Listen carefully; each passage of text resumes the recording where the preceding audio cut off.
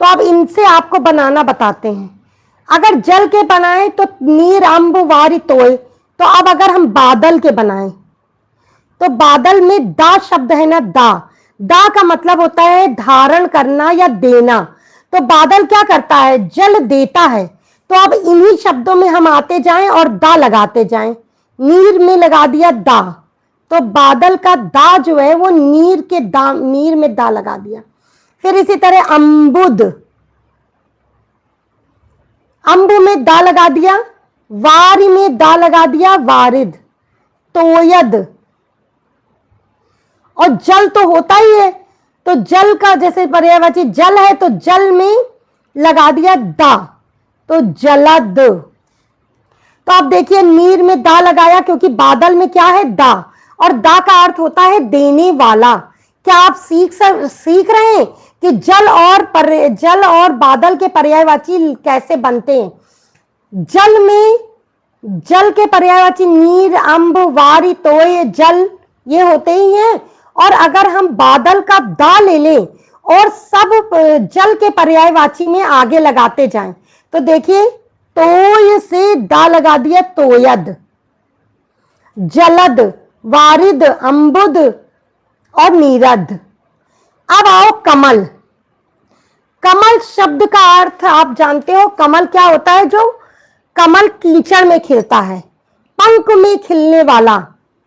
तो एक बार आ जाओ, पंख में खिलने वाला पंकज। पंख माने होता है कीचड़ और अज माने होता है उत्पन्न। पंख में उत्पन्न होने वाला, तो जब अब कमल में पंकज लगाए तो जा सब में लगा देंगे।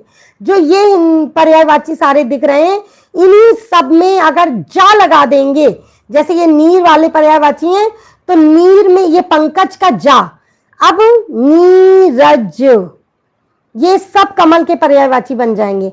अम्बुज,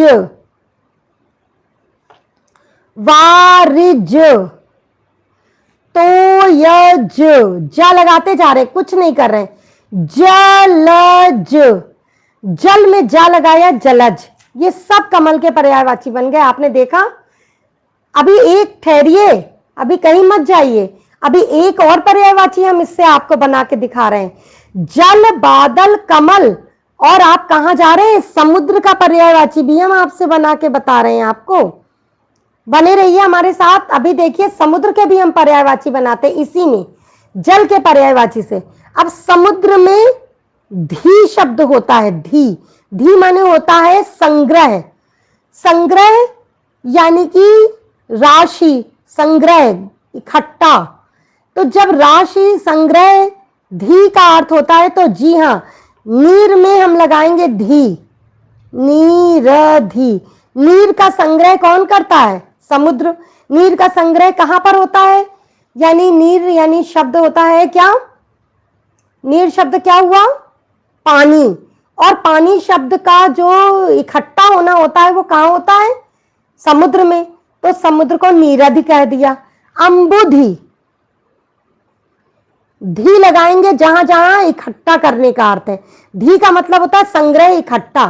दा का मतलब होता है देना, जा का मतलब होता है उत्पन्न। तो जो पानी में उत्पन्न है जा, उसमें सब में जा लगा दिया। जो पानी देता है उसमें दा लगा दिया। जो पानी है उसमें धी लगा दिया, तो इकट्ठा करना हो गया। नीरधि, अम्बुधि, तोयधि,